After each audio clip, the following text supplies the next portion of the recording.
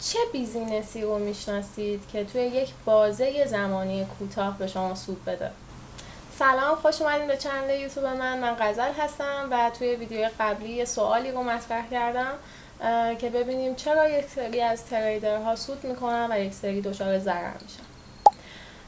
میخوام خیلی ریشه‌ای به این موضوع نگاه بکنم و شاید این ویدیو یه مقدار طولانی بشه. اگه خیلی طولانی شد توی چند تا پارت میذارمش، ولی یه سری صحبت ها هست که باید حتما انجامش بدید.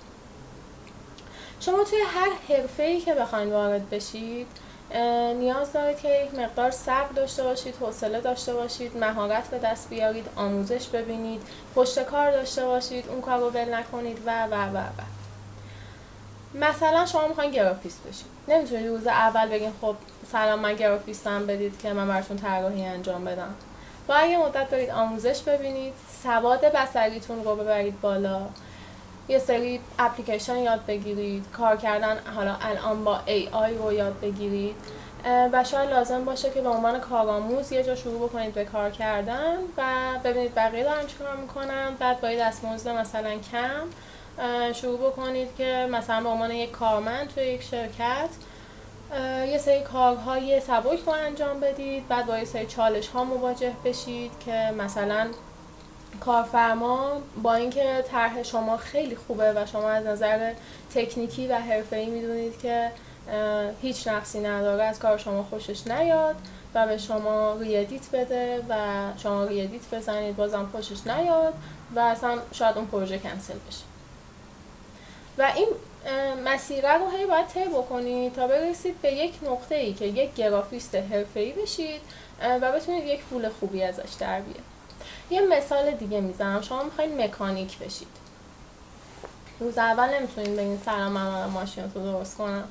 باید برید توی یک مکانیکی به عنوان یک شاگرد و اون آقاه یه مدت بهتون بگه که به من آلن رو بده، حالا انبردست رو بده، حالا بگو جک رو بیار، حالا توی این ماشین اینو بریز. بعد اینکه این گذشت مثلا شما کم کم یاد میگیرین که یه سری کارهای ابتدایی مثلا یه ماشین رو انجام بدید، مثلا لنتش رو عوض کنید و اینو باید در نظر داشته باشید. اینکه توی اون مکانیکی شما دارین لنت عوض میکنین، اون آقاه همچنان داره به شما حال میده به خاطر اینکه شما مکانیک نیستید و شما دارید اونجا یک چیزی رو یاد میگیرید. حالا یا یه پول کمی بعد اون مدته که یه سای کمی یاد گرفتین بهتون میده، یا بازم اون پول رو نمیده. میگذره و شما حرفه‌ای میشید، یاد میگیرید که موتور ماشین رو باز بکنید، جمع بکنید و خیلی خوب شدین توش.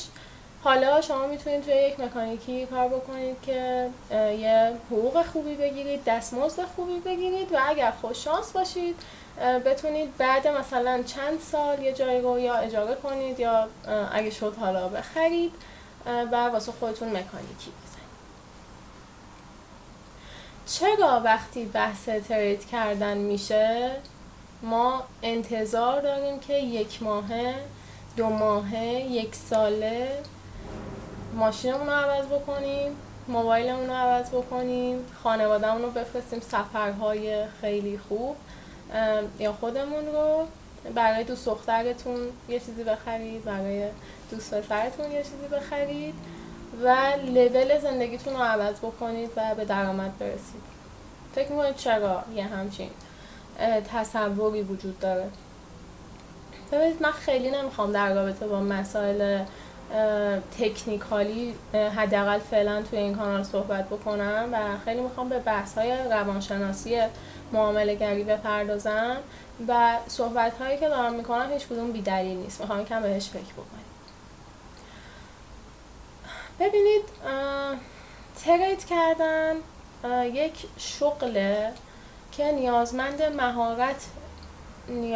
مهارته، مثل همه شغل‌های دیگه، نیازمند صبر، نیازمند حوصله است و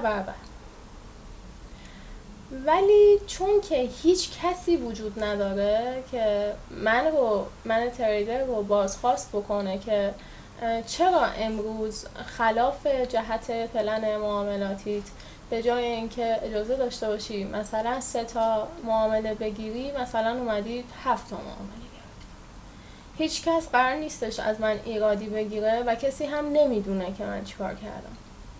یکی از دلایلش اینه. یکی دیگه از دلایلش اینه که ما مواجهیم با یک دریای لایتناهی از پول. یعنی شما این رو به عنوان یک تریدری که شاید 1 ماه دارین کار میکنید میدونید که شما با یک کلیک میتونید چند هزار دلار پول در بیارید. یعنی اینو ذهن شما میدونه که با یک کلیک میتونه چند هزار دلار پول در بیاره، نه 500 دلار پول در بیاره که الان با این قیمت دلار فکر میکنم بازم رقم بدی نمیشه دیگه با یک کلیک. خیلی دلایل وجود داره که ترید کردن ازش انتظارات بیهوده میره. یکی دیگه از دلایلش فکر میکنم اینستاگرام، سوشال مدیاست. ببینید من توی ویدیو قبلی عرض کردم خدمتتون که 10 تا 30% تریدرها سودده هستن طبق دیتای بروکرها و بقیهشون ضررده هستن. چطور ممکنه که توی سوشال مدیای فارسی ما این همه تریدر موفق داشته باشیم با این همه پیج های خیلی عالی و فالوورهای بالا که محتواهای ویدیوهاشون محتواییه که شما رو هیجان زده میکنه و بعد اون به شما یک آفری رو میده، یک پیشنهادی رو میده که بیا من بهت یه چیزی یاد بدم که تو بتونی درآمد دلاری داشته باشی.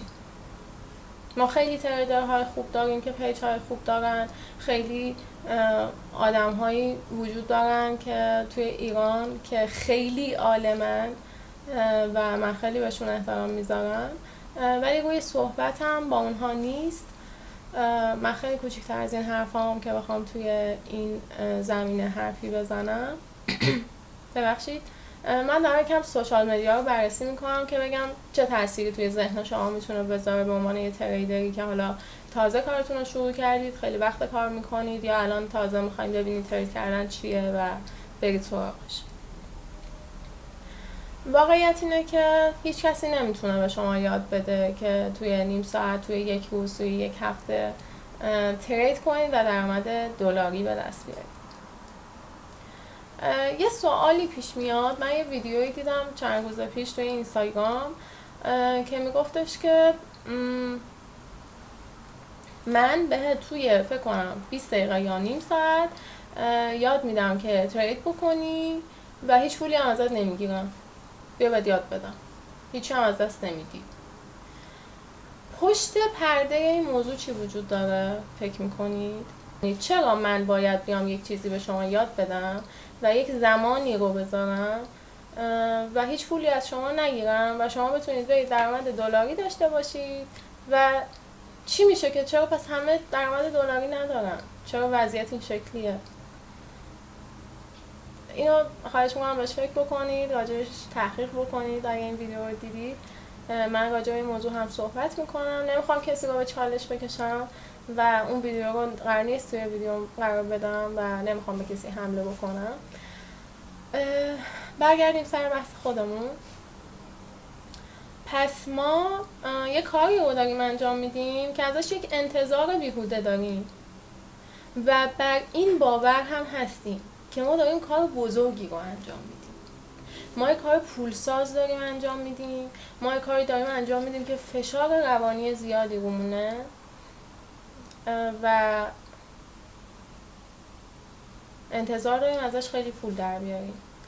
اگه این کار سخته، اگه این کار آمارش این شکلیه، اگه این کار فشار روانی بالایی داره، چرا انتظار داریم که توی مدت کوتاه ازش پول در بیاریم؟ مگه سخت نبود؟ مگه نگفتیم ما داریم یکی از کارهای سخت دنیا رو انجام میدیم؟ باید صبر کنیم، باید حوصله داشته باشیم. هیچ کس با 4 تا آموزش دیدم توی فضای مجازی نتونسته از این کار پول در بیاره. من خیلی راجع به این موضوع تحقیق کردم و اون اوایل که من آشنا شدم با مارکت این شکلی بودم که من فرق میکنم. یه سری آدم ها یه سری ویژگی های شخصیتی دارن. من نمیخوام خودم تعریف بکنم الان، میخوام بگم چرا فکر میکردم که من فرق میکنم. من کلا شخصیتم از بچگی این شکلی بودش که یه سری کار رو خیلی خوب انجام میدادم، یعنی به کاری که علاقه داشتم میتونستم خیلی خوب و سریع اونو یاد بگیرم و انجامش بدم. ولی اون کارها اصلا قابل مقایسه نبودن با ترید کردن و یادمه که بعد من خیلی دوستم تعریف کنم که چطور شروع کردم ترید کردن رو، ولی الان فکر کنم یه 10 دقیقه از ویدیو داره میره و میخوام مفصل راجعش صحبت بکنم و یک سری مثال های کوچیکی از اون دوران براتون میزنم توی یک ویدیو کامل براتون توضیح میدم که من چه بلاهایی سر خودم آوردم و چه کارهایی کردم. یکی از دوستان بهم گفتش که نمیتونی این کارو بکنی، نمیتونی همه چی رو بگی و این ادعایی که کردی، من توی ویدیو اولم گفتم که من میخوام مسیرم خیلی صادقانه به شما نشون بدم. گفت ادعایی که کردی ادعای خیلی بزرگیه، چون آدما دوست ندارن که آدمای دیگه در رابطه با ابعاد زندگیشون بدونن، ولی من هیچ مشکلی با این موضوع ندارم و حتما براتون تعریف میکنم. آره فکر میکردم که من فرق میکنم. اگه اوکی آمار رو نگاه میکردم، هی سرچ میکردم، میدیدم که خب اگه مثلا تریدرهای دیگه توی 1 سال مثلا میرفتم سرچ میکردم، مثلا یه دونه نوشته بود که مثلا بین 1 تا 3 سال طول میکشه که یک تریدر مثلا بتونه پول در بیاره اگه بتونه. من چیکار میکردم؟ اون سعر رو که اصلا نمیدیدم. ببین مغز اینطوری گول میزنه. اون سعر رو که اصلا نمیدیدم، میگفتم خب بین 1 تا 3 این آمار رو میگه. اگه بقیه تونستن توی 1 سال نتیجه بگیرن، من تو 3 ماه نتیجه میگیرم. ببخشید من بچه پرروتر از این حرفا اصلا این شکلی نیست. یه چیزی رو باید بهش توجه داشته باشیم. ما بهترین فرد توی جهان نیستیم. هر چقدر اعتماد به نفس خوبی داشته باشیم، هر چقدر باهوش باشیم، هر چقدر توانمند باشیم، بهترین نیستیم. باید یک نمونه اون شکلی از تو وجود داشته باشه که بگی که منم خواستم مثل اون این کارو میکنم. من نمونه اون شکلی پیدا نکردم و خیلی دروغ توی سوشال مدیا دیدم. یعنی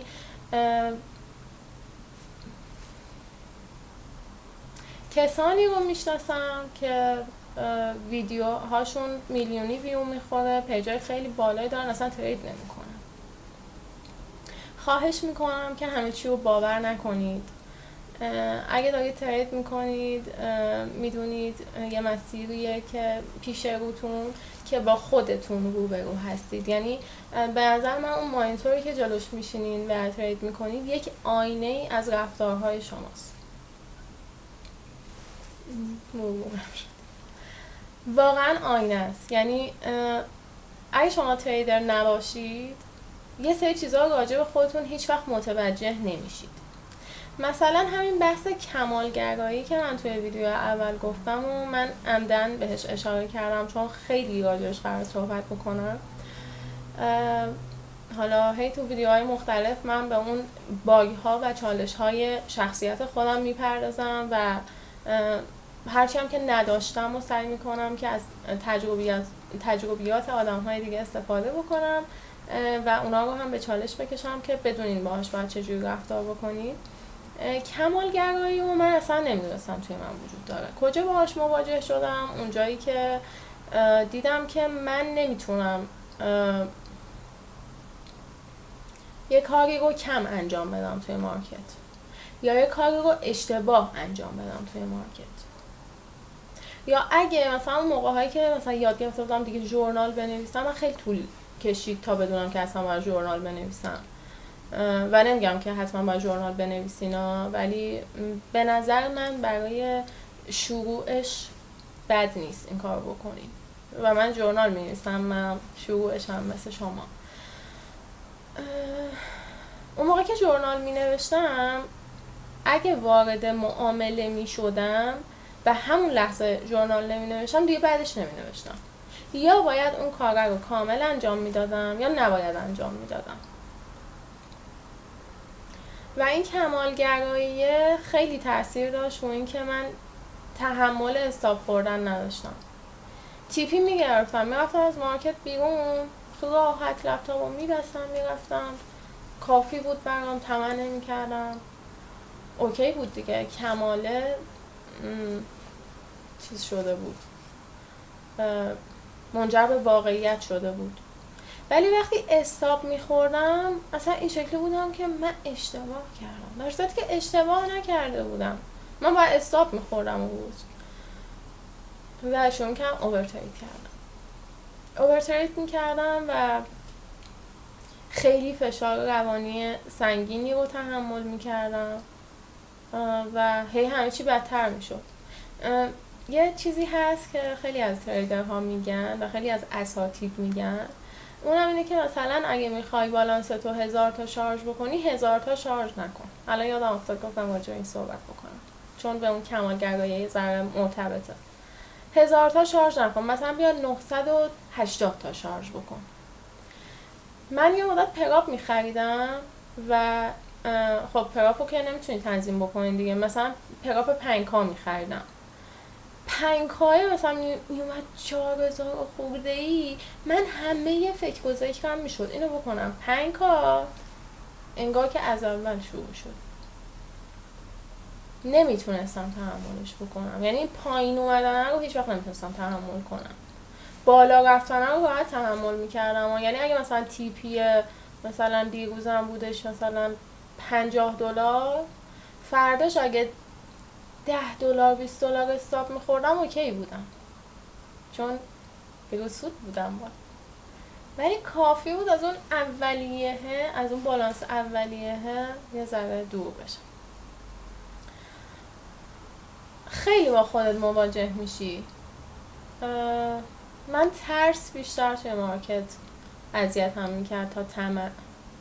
من طمع نمیکردم، میترسیدم چون دوست نداشتم که بفهمم اشتباه دارم میکنم، چون دوست نداشتم بپذیرم که همه چی اونجوری که من میخوام قرار نیست پیش بره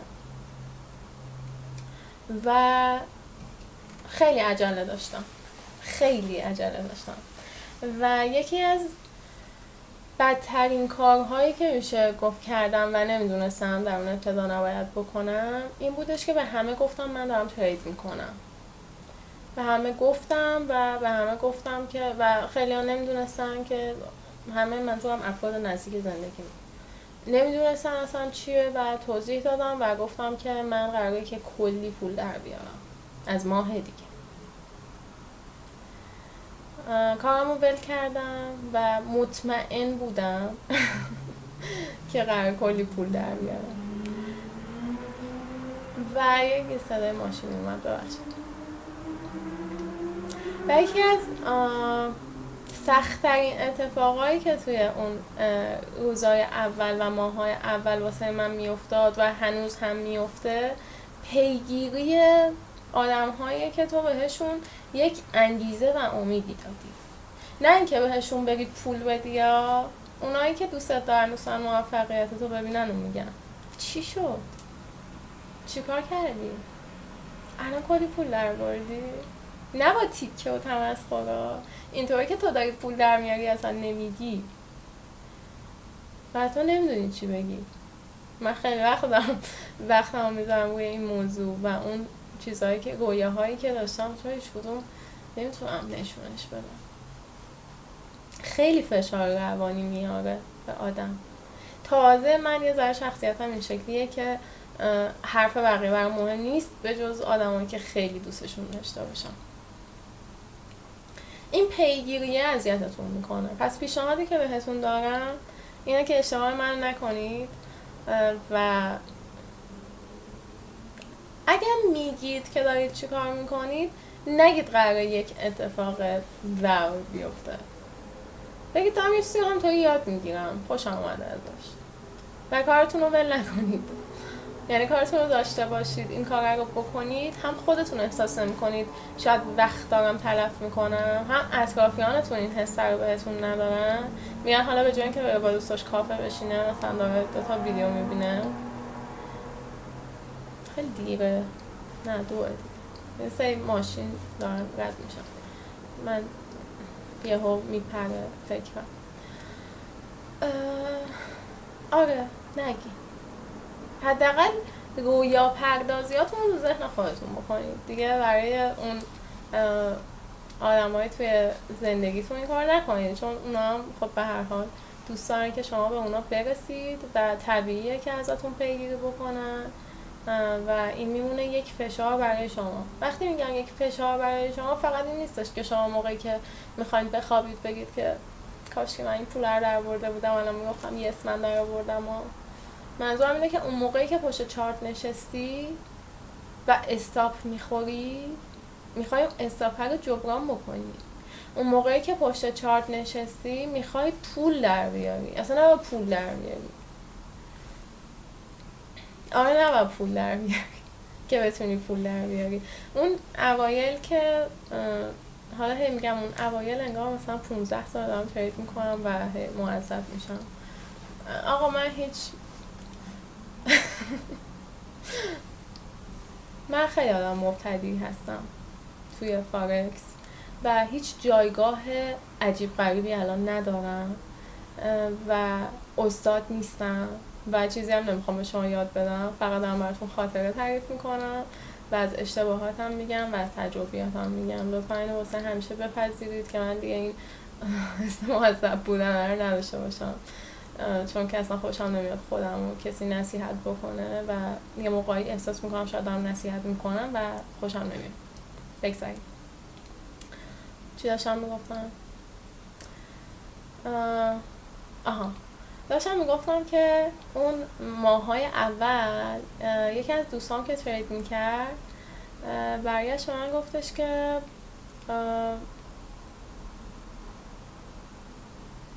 هیچ وقت نه، گفتش که زمانی که توی مارکت دنبال پول نگردی ازش پول در میاری. و من گفتم با خودم و حالا به اون آدمه که من گفتم با خودم گفتم این چه حرف مسخره‌ای بود. کی برای اینکه پول در نیاره میشینه چارت نگاه میکنه؟ یعنی چی؟ یعنی بشینم چارت نگاه کنم بگم مثلا به به چقدر کندل قشنگی، چه قد و بالایی یعنی چی دنبال پول نباید باشی و پول در بیاری؟ دنبال پول باید باشی پول در بیاری. بعد از این برم یه سری ویدیوهای انگیزشی و این چیزا رو مثلا میدیدم و اینا، نمیدونم تو باید باور داشته باشی، تو باید بخوای، تو باید فلان. بعد هی به تناقض میخوردم. ولی الان میگم نباید دنبال پول باشی. یعنی اصلا نباید فکر کنی که من میخوام پول در بیارم از مارکت. تو باید بری تو مارکت یه کاری رو انجام بدی بیاری بیرون. یه ذره درکش سخته این موضوع و زمان بره، چیزی که من بهش اعتقاد نداشتم. یعنی این زمانه رو مثلا نمیخواستم بپذیرم. کتاب میخوندم، ویدیو میدیدم، مصاحبه میدیدم، سرچ میکردم و میدیدم که یه فرصه زمان بر اینجور بودم که اصلا از ذهنم پاکش میکردم زمانه رو. نه من نمیخوام من این فکر نمی کنم. من خیلی خفن تر از این حرفام که بخوام این همه صبر کنم. مثلا یادمه که یه سری مصاحبه ها یا یه سری ویدیوها رو که میدیدم مثلا طرف گفتش که آقا من مثلا بعد 5 سال به سوددهی رسیدم، اینجوری بودم که داداش چرا اصلا 5 سال صبر کردی؟ اصلا چی دیدی که 5 سال؟ چرا تونستی 5 سال صبر کنی؟ من اگه مثلا 1 سال کار کنم پول در نیارم مثلا دیگه دست نمیزنم به اون چیز. ترید کردن یه حرف کلیشه‌ای وجود داره، اونم اینه که ترید کردن خیلی چیزا رو ازتون میگیره، خیلی چیزا رو بهتون میده. این یعنی چی؟ چی ازت میگیره و چی بهت میده؟ برای هر کسی متفاوته به نظر من. مهمترین چیزی که به من داد صبر کردنه. من هیچ وقت نمیتونستم صبر کنم. هوش هیجانی به شدت بالا. الانم توی یه سری از مثلا ابعاد زندگی این شکلی هستم و یکی از مهمترین چیزهایی که بهم داد صبر کردن بود. یکی از مهمترین چیزهای دیگه‌ای که بهم داد، حالا هی دونه دونه دارم میگم، حالا چیزایی که گرفتم میگم، این بودش که بتونم احساساتم رو کنترل بکنم. یعنی چی؟ من فوق‌العاده آدم احساسی هستم و بودم. این که میگم بودم، جنس اون آدم احساسی بودمه فرق میکنه با آدم احساسی الان.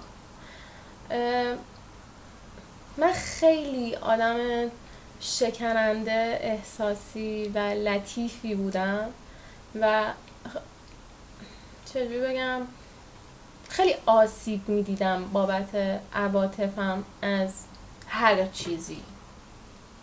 یعنی مثلا یادمه که یک بار داشتم یه جایی پارک میکردم و شاید بهتون بگم که مثلا یه 20 دقیقه بود داشتم دنبال جا پارک میگشتم و خیلی هم دیرم شده بود دیگه. یه دونه جا پارک خالی شد، من اومدم اینطوری برم جلو که با یه ذرم جا پارکش تنگ بود که با عقب ماشین بیام توی جا پارک. یه دونه یادم نیست ماشینش یا پرید بود یا 206 بود، میخواست بیاد توی جا پارک، اینجوری با سر از این پشت اومد، یعنی فکر کنم من اینجوری دارم میام، اون اینجوری با سر اومد توی جا پارک.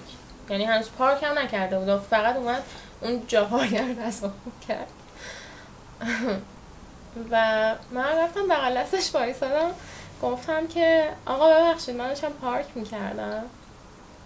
بعد آقای گفتش که حالا که من پارک کردم. گفتم که بیا بیرون، اینجا پارک من. بعد علاوه بر این که خیلی آدم احساسی هستم، خیلی هم آدم بعضی وقتا قلدری هم هستم و اون قدیما این احساسی خیلی میچربید و بعد خودم رو ضایع میکردم با این قلدریه. بعد گفتم که نه جای منه و باید بیا بیرون و اینا. گفت نه یا بیرون میخوای چیکار کنی؟ خب راست میگفت، نمیومد بیرون من خواستم چیکار کنم؟ مثلا خواستم شیشه های ماشینشو بشکنم که اصلا توی نه توانش رو دارم نه شخصیتش رو دارم نه اصلا جرأت این کار دارم که بخوام با این نفر اینجوری درگیر بشم. یه ذره فکر کردم، گفتم که الان زنگ زدم 110. نمیدونستم چی بگم توی اون لحظه، یعنی خیلی حرف مسخره‌ای بود و اون آقا هم همینجوری منتظر جوابش نشسته بود و گفتم زنگ میزنم 110، مثلا می‌خواستم تهدیدش کنم. بعد خندید گفت زنگ بزن چی؟ 220 دو تا بیاد. یه همچین چیزی. ببین من انقدر ناراحت شدم که من نتونستم از حقم دفاع کنم. زنگ زده بودم به برادرم، 1 ساعتش هم گریه میکردم که جا پارک منو گرفته و من دارم سکته میکنم و من نتونستم از حق خودم دفاع کنم و هیچ ابزاری نداشتم که بتونم ازش نه ابزاری که بخوام کسی رو بزنم و هیچ راهی نداشتم که بتونم ازش استفاده کنم و حقمو بگیرم و داداشم هم خندش گرفته بود که چرا یه همچین موضوع مثلا پیش پا افتاده ای انقدر من اذیت میکنه، به منم گریه میکنه. همین که خب خیلی دوستاش دل داریم بده. بگذاریم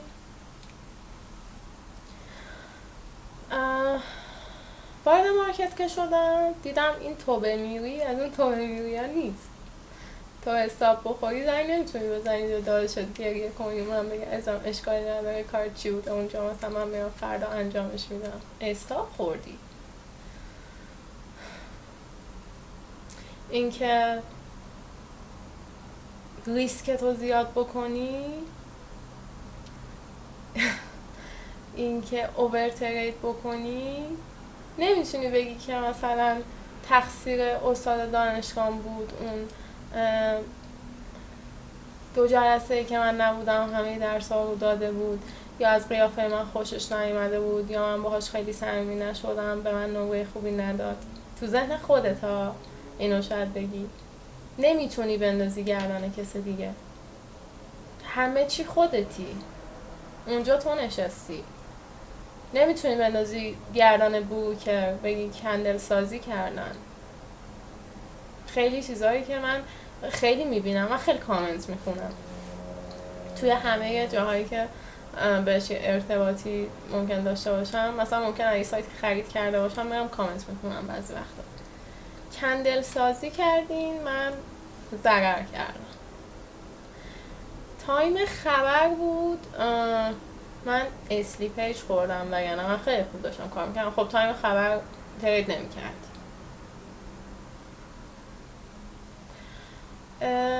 تولد دوستم بود، همینطور که داشتم حاضر میشدم معامله گرفتم.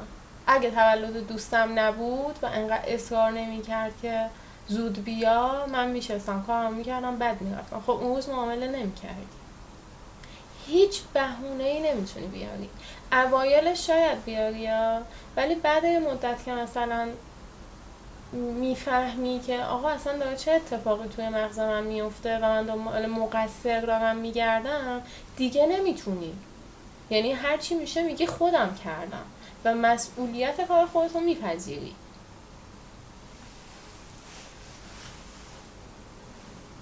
یه دفعه یه دونه اکانت داشتم فکر میکنم یا 3K بود یا 5K بود، پراپ بود. یه دونه پوزیشن باز کردم، درادان خوردم.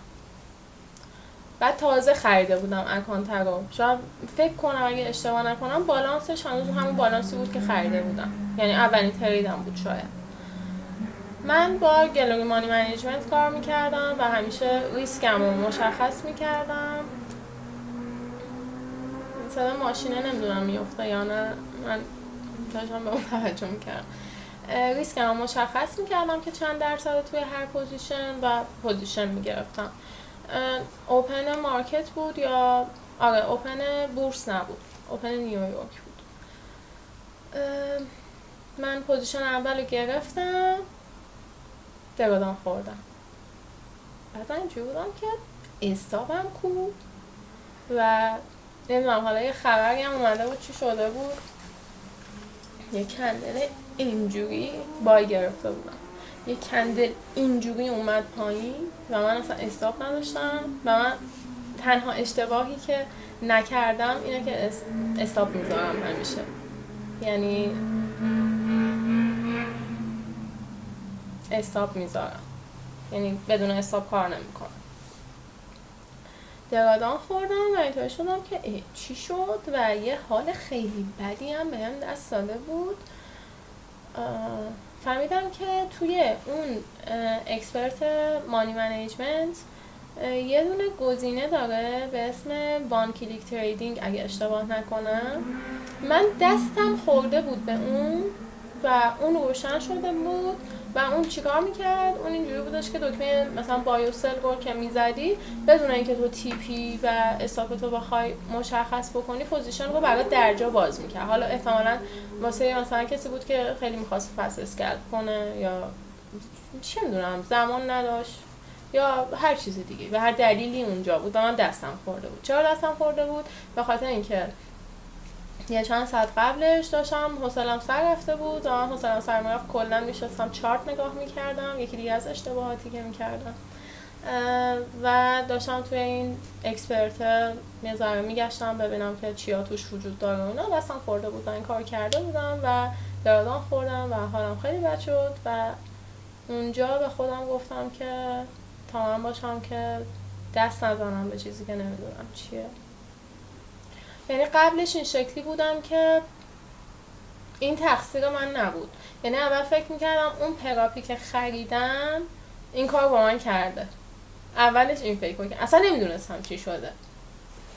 بعد که متوجه شدم چی شده و یه ذره به خودم اومدم خیلی عصبانی بودم، خیلی اصلا یه عصبانیت عجیبی داشتم، چون مثلا یه 3-4 هفته‌ای بود داشتم روی یه اکانتی با یه حجم خیلی کمی یه راندمان قشنگ ایجاد می‌کردم و ژورنال دقیق می‌نوشتم، استیتمنتم مولا درزش نمیرفت، یعنی از نظر ریسک منیجمنتش، از نظر تایم آنالیزش، از نظر تکنیکالش، هر چیزی که بگی پرفکت ترین بود، همون کمالگراییه بود. بعد با خودم یه برنامه خیلی خوشگل نوشته بودم که من اگه بتونم مثلا چه میدونم دقیقا یادم نمیاد این تعداد روز این کار رو پشت سر هم انجام بدم و مولا درزش نره، اجازه دارم یک اکانت پراپ بخرم و خریدم و این اتفاق افتاد. بعد اینکه خیلی حالم بد شد به این نتیجه رسیدم که اشتباه از من بوده دیگه، این ماوس کامپیوتر که به جز من دست کسی نبوده که، این لپتاپ رو به جز من که کسی باز نکرده که، من کردم، یه چیزی رو تجربه کردم و اون چیزی که تجربه کردم میتونست بهای خیلی سنگین سنگین تری داشته باشه.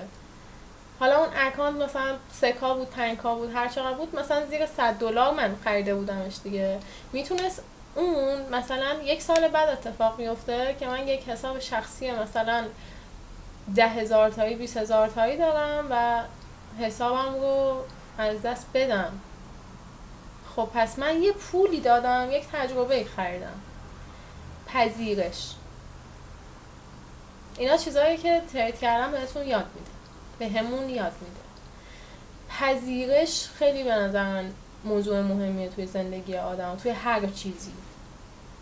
بپذیر یه اتفاقی افتاد، اون اتفاق رو بپذیر و ابعاد خوبش هم ببین. نمیگم نیمه پر لیوان رو نگاه کن، ولی آقا منطقیشو دارم میگم دیگه. میتونست این اتفاق روی یک حساب سنگین بیفته. میتونست یکی از دوستای من به من حساب متصل کرده بود مثلا این اتفاق میافتاد. من همه چیم پرفکت بود، میدونستم، اعتماد داشتم به خودم، تست کرده بودم که اگر از کسی سرمایه بگیرم رفتارم عوض نمیشه و همه چی رو میتونم منیج بکنم و حسابو تحویل گرفته بودم. بعد یهو حسابه از بین میرفت و چی میخواستم بگم؟ اصلا پولشم داشتم که بدم.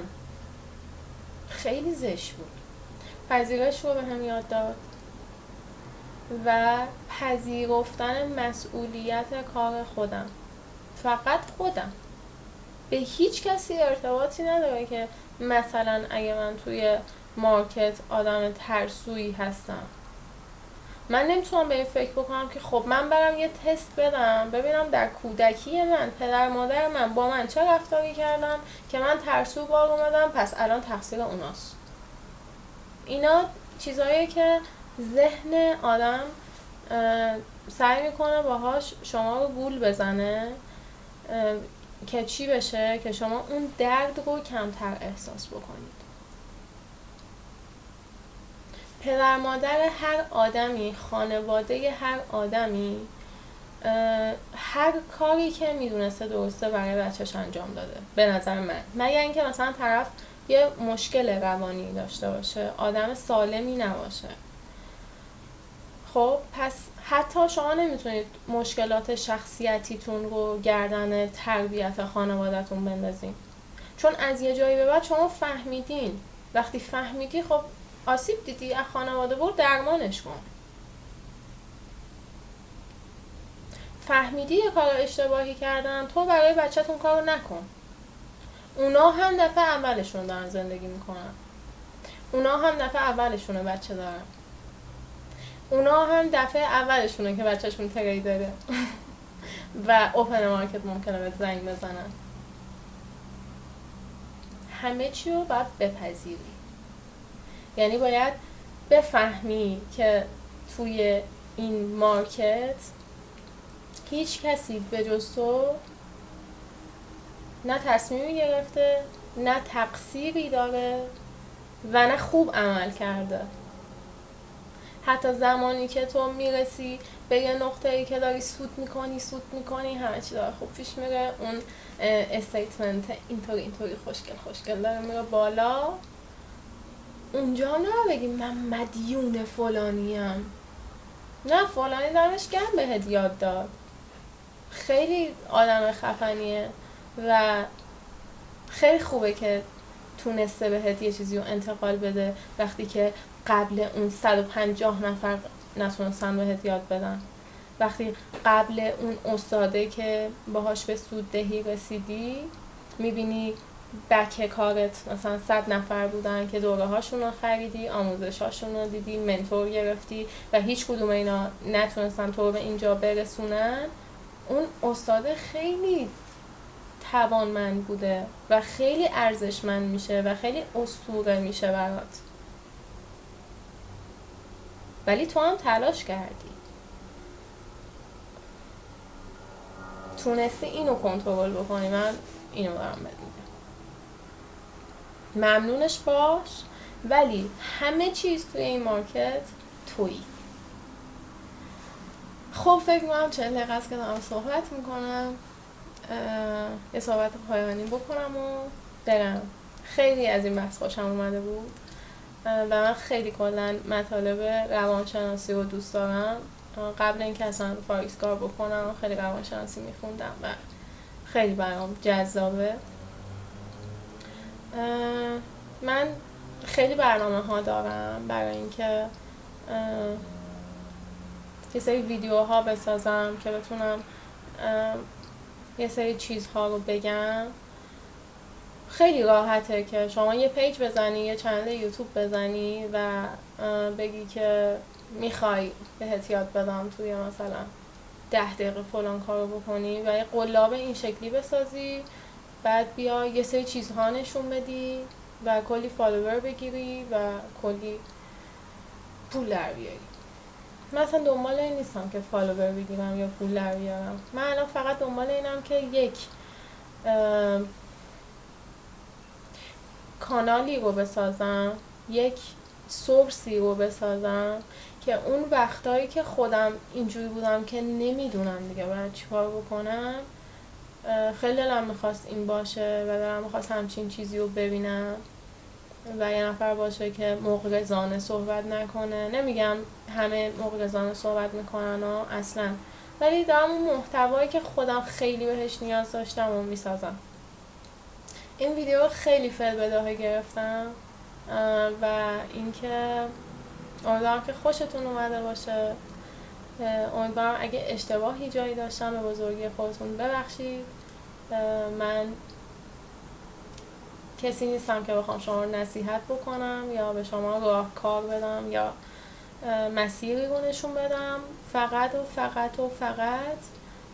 دارم خیلی دلی باهاتون صحبت میکنم و از تجربیات شخصی میگم. مراقب خودتون باشین. مرسی که تا اینجا همراه من بودین. فعلا خدا نگهدار.